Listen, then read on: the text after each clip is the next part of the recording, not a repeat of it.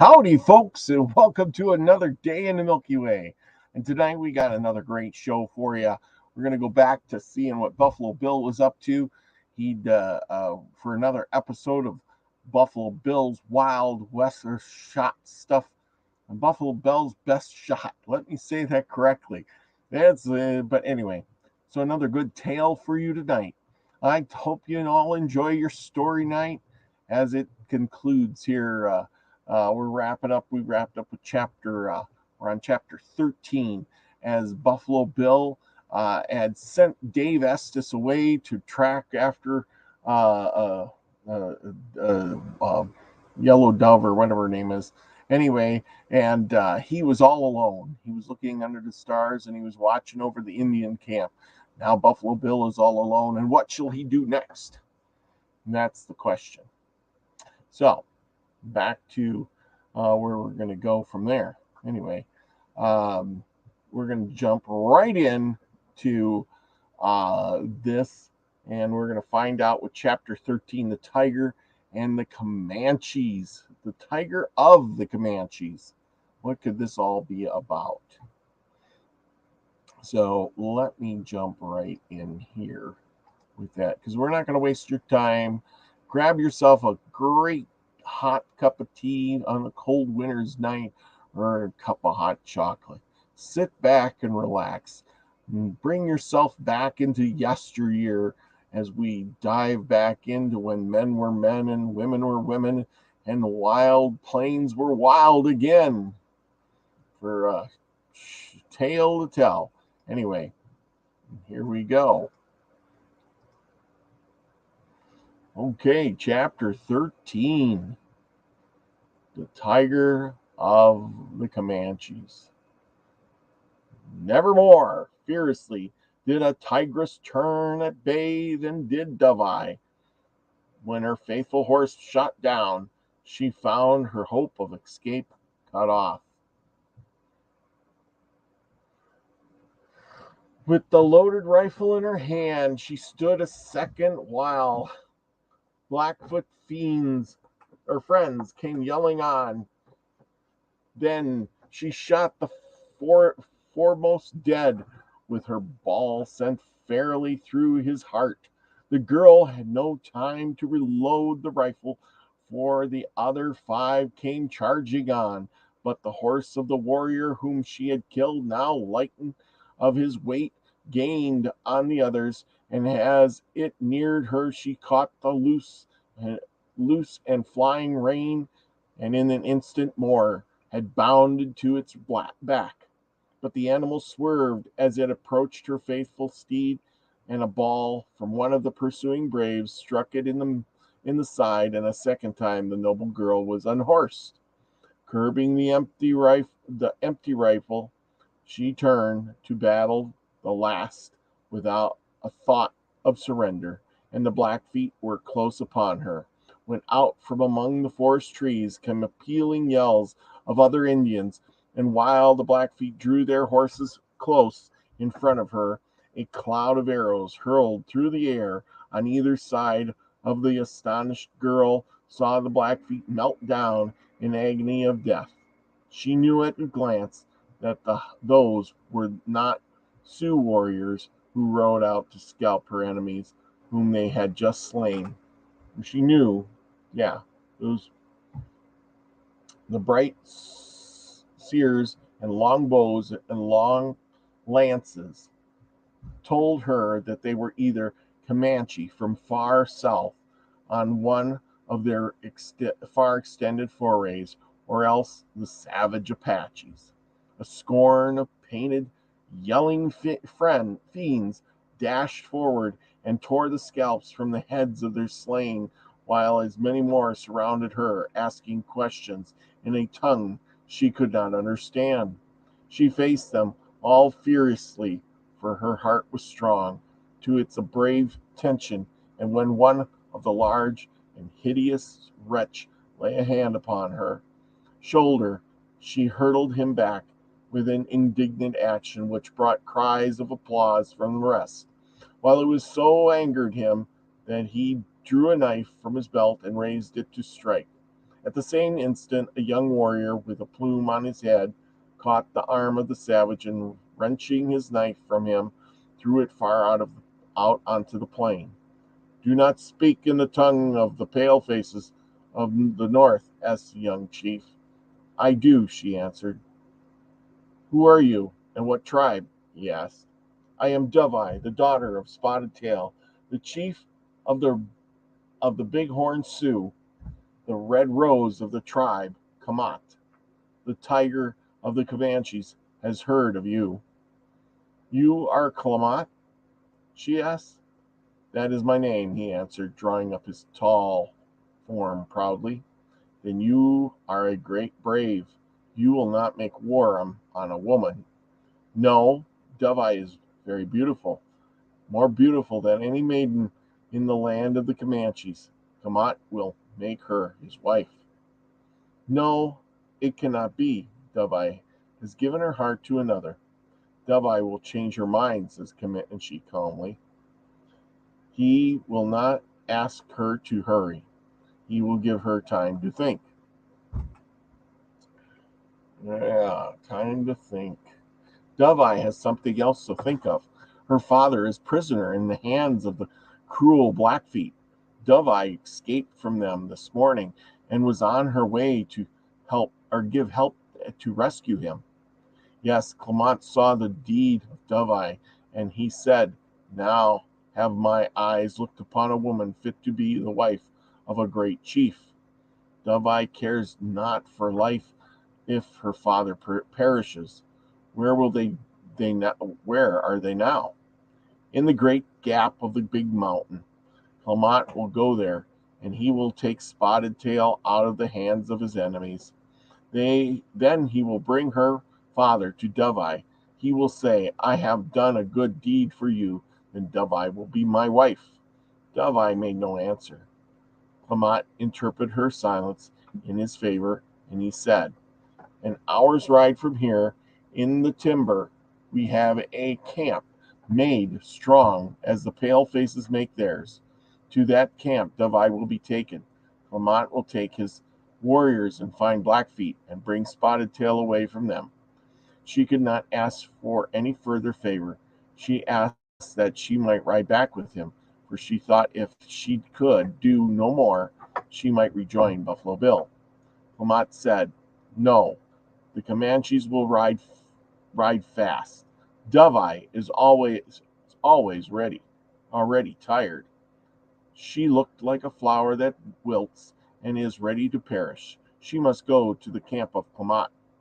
She bowed her head, and when a horse was brought for her to ride, she mounted it. Handing Clement the rifle of her father, she said, "If the Comanche chief sees Spotted Tail, tell him there is his rifle." Dove Eye killed one enemy while she carried it. Chapter 14. Halt! Who comes there? It was a strange night. There were no storm omens, yet every little while a mass of black broken clouds would pitch up from the west and come rolling far up into the sky as if driven by a gale. Through down where Buffalo Bill lay, there was no wind, and far down in the valley he could see that the fires burned steadily. Buffalo Bill tried as he was tired as he was, lay a long time thinking about Dave and Dove Eye. When at last he fell asleep, he was awakened by the uneasy action of Powder Face. The animal indicated that it had heard suspicious sounds, and Buffalo Bill felt confident that the danger, whatever it is, was very near. The animal did not make a slightest motion, but lay still. Then Buffalo Bill heard sounds, very light but very distinct. It was plainly the sound of one or more persons coming up the hill among the tangled patches of sagebrush. Neither horse nor man moved, for Buffalo Bill thought that the Indians were thus scouting the hills on foot to find him. Nearer and nearer the scout heard them come. He cocked his rifle, for he believed he would have to use it. "Hark!" said some one in good English. That was a strange noise. A stick broke, said another voice, low and soft, plainly a voice of a woman. It cannot be Dave and with Dovike, surely, said the scout mentally. Whoever it was, they remained silent, evidently listening, for a minute or more. Then they moved on, and in another minute would be fairly upon him, when the scout, in a low, stern tone, cried out, "Halt! Halt! Who comes there? Friend to anyone not leagued with the savages." "Ah, is that you, Captain Boyd?" "Advance," said Buffalo Bill, in his natural tone. "Who is with you?" "An angel. I believe one who has been saving angel have one who has been saving angels for me. She cut the thong that bound me about 2 hours ago and led me out among those who meant to roast me alive. She is white and beautiful, though Yellow Bear claims her as his daughter. I have heard of a beautiful white girl among the Blackfeet, known as the Sunflower," said Buffalo Bill. "She is supposed to have been stolen from the settlement when young and raised by them." "I am Cynthia, the Sunflower," said the soft voice of the young girl, who now approached the spot where Buffalo Bill stood, he and Powder Face having both risen. "Well, I'm glad you are out of the bad hands and in such good company," Captain Boyd said, the scout. "But there'll be a fuss down there when they know you've gotten away." "Hark! Now they know it now," said Cynthia, anxiously. "We must not stop. Yellow Bear will hunt us as the gray wolf hunts the wounded deer." Fierce yells could be heard far down the valley. "When daylight comes, they'll follow you easily. We have a few hours to get a start, and we must play cunning. Both of you walk up the brook, and then enter the stream and come down a little way in the water, then out onto the other side and down where I am." Captain Boyd and Cynthia obeyed without hesitation, and when they were once more by the side of Buffalo Bill, they had got nearly a quarter of a mile in distance. "Now follow me. Don't step on the water after you enter it," said the scout, and leading Powder Face, he started toward the plains, going ahead of the horse and followed by Boyd and Cynthia. They scouted where directly up the brook in a swift current.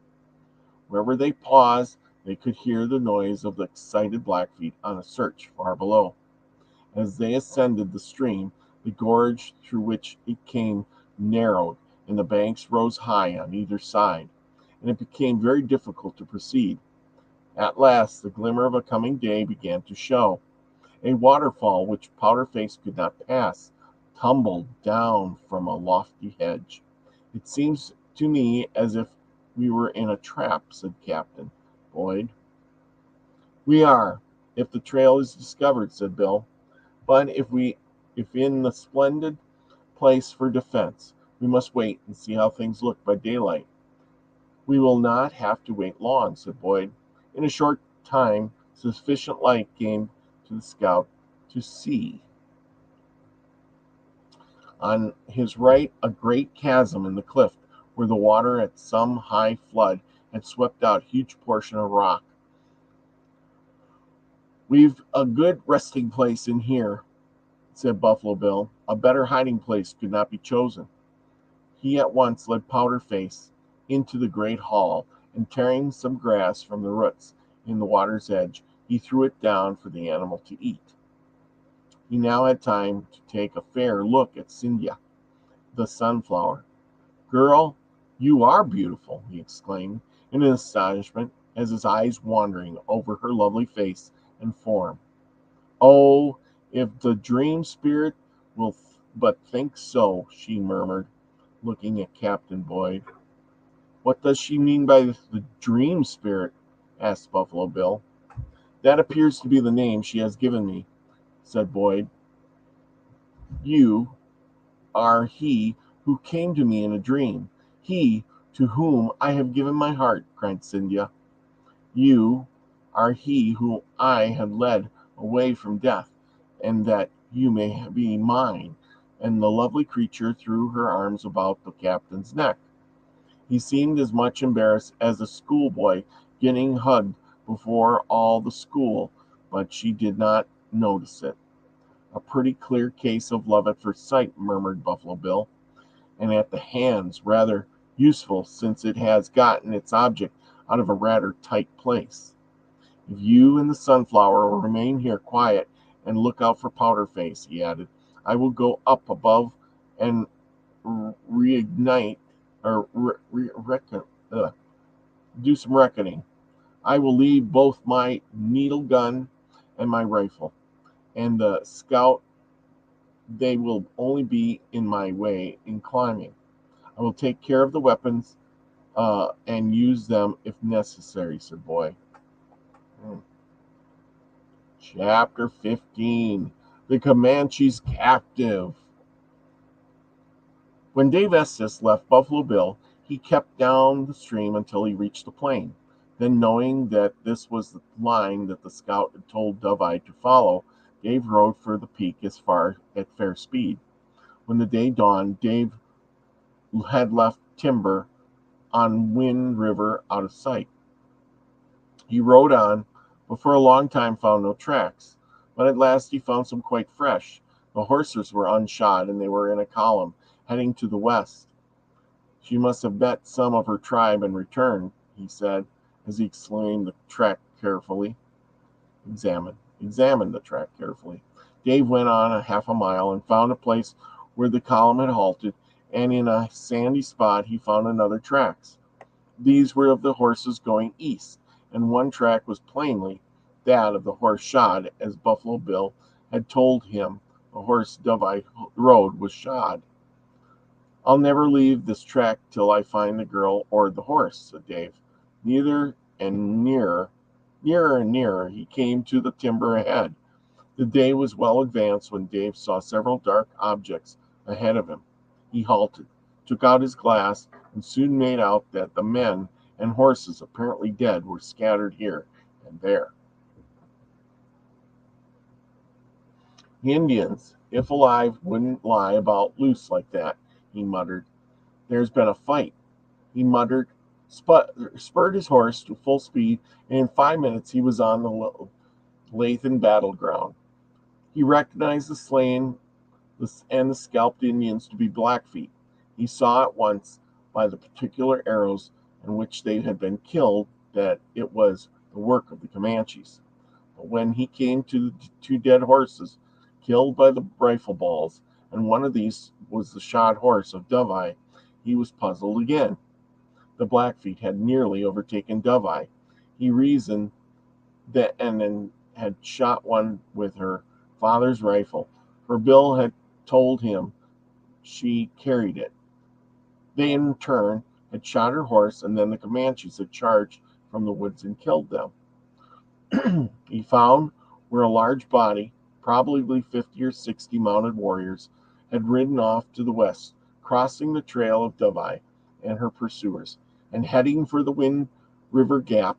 Looking farther, he found a return trail with only a few horses leading to the forest. Taking this, he soon came to proof that Dove-Eye was with this party.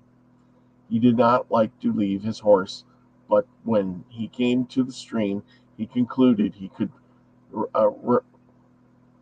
reconcile best on foot, and so he led his horse to the thicket out of sight of the main trail and left him.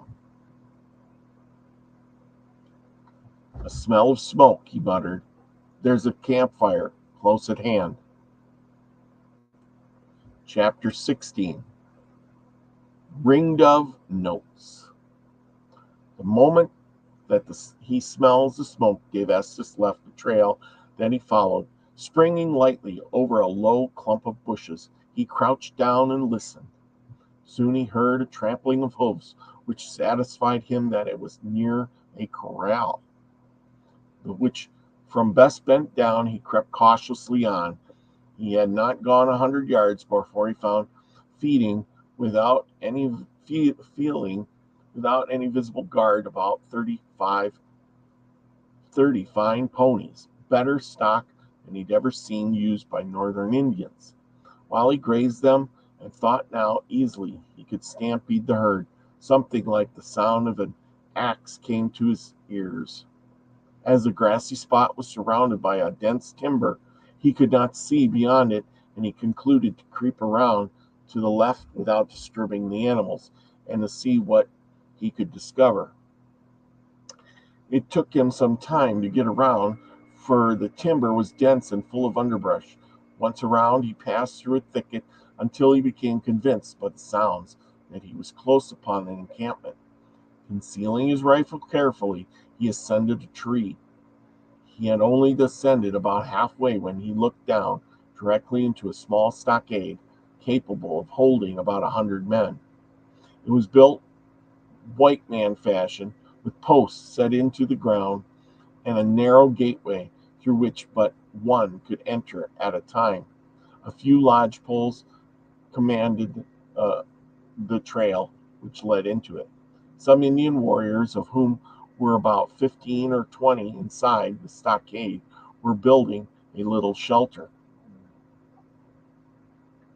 In the corner, evidently for the use of one on whom Dave's eyes rested with eager anxiety, that was Dove Eye, who, seated on a pile of buffalo robes, seemed to take her position quite coolly. She hasn't been abused, but is comforted, said Dave, as he looked at her. She mustn't stay there to risk it. He now looked at all the surroundings and began to plan out a future work. He had no doubt that when it was finished, she would be isolated in the shed from the Indians. Dave looked at the pickets in that corner. Then they were as thick as his thigh, and it would be impossible to cut through them. But where the soil was thrown up, the young scout could see that it was of loose, sandy nature. He might at night dig under it with his knife in his hands, and thus approach her, if she could only be made aware of his presence. He was screened among the leaves and with a thick background, so he felt quite secure where there, perched up in the branches, within actual pistol shot of the Comanches and their captive. He was so near that the scent of some buffalo meat roasting before the fire affected him most unpleasantly, for Dave was hungry. But to attract her notice must be his first thought. Dave now tried to coo of the ring dove. Dove Eye started at the sound, listened attentively, and then looked up into the trees. The bird was her favorite. Dave watched the Indians closely, and he saw that none of them looked up from their work. He repeated it and gently shook a branch which extended towards the stockade. Dove Eye saw the branch above move, and her eyes became at once riveted on the tree. Now Dave crept farther along until he was sure she could see his face and form, and he took the red bandana which he wore loose around his neck and held it up. Her form was motionless, but her fixed eyes of the girl told him that he was seen and was recognized. Quickly, he bent his head down on the palm of his hand, then put his hand over his eyes, signifying as well as he could that when it was time to sleep, he would help her. She answered by bending her head forward into the palms of her hands as if asleep. Dave nodded, then he drew back to watch the wait. He now looked around him at every point, so as to familiarize himself with every bit of ground over which he must pass in approaching the stockade and in getting away from it. If he succeeded in releasing Dove Eye, the Indians had now roofed over the little cabin. He heard a brave examine the work and approached Dove-Eye, and by his signs gave her to understand that she was to lodge there, thus proving to Dave that she did not understand their language. Dove-Eye pointed to the meat roasting by the fire, and her mouth then reclined upon her head, her hand, and closed her eyes. She would eat her supper and then go into the lodge to sleep. The Comanches descended, and one by one of them cut several slices of the roast meat from the piece before the fire and gave it to her. Dove-Eye reached out her hand for his knife to use in cutting it, and the brave handed it to her without hesitation. Dave watched her as she ate slowly. He saw that she did not give the brave his knife again. Sharp, sharp, as he knew, jackknife in everything, muttered Dave, full of admiration. Night was not far off, and Dave got cautiously down from the tree. He could hear the Indians, that some went out to look for her and after the ponies and go and return. He crept closer to the corner where Dove-Eye lay in her cabin and gave out a quick, sharp chirp of the cricket. It was an answer in a moment. His heart beat fast. He was now within arm's length of the Indian maiden, and only the pickets kept them apart. With extensive caution, he began to dig a tunnel under the picket. When he paused to listen, he became satisfied that Dove-Eye was doing the same thing from the inside. Dave saw to his great unease that a guard was set, and that several times he approached the little lodge where Dove-Eye lay to listen. Dove-Eye seemed to be fully aware of this, for at such times she snored like a low-pressure steamboat, much to the amusement of the scout, though he feared her absence would be the more quickly discovered from this. He worked away manfully, and had gotten a cavity under the post dug, and he expected soon to have it large enough when a new peril approached. Chapter 17. Cynthia acts as cook. Well, we're going to end right there. I hope you all enjoyed that. Wow, what exciting thing. Dove-Eye is caught, and yes, Dove-Eye is caught, and Dave Estes is to the rescue. Wow. Digging under the lodge poles to rescue the maiden. Can you imagine creeping around, doing the hoo, acting like a cricket, You think nobody else would have caught on, or nobody would have seen him in the tree? Well, absolutely. I guess that's the way things go. So with that, we can only imagine what's going to happen next.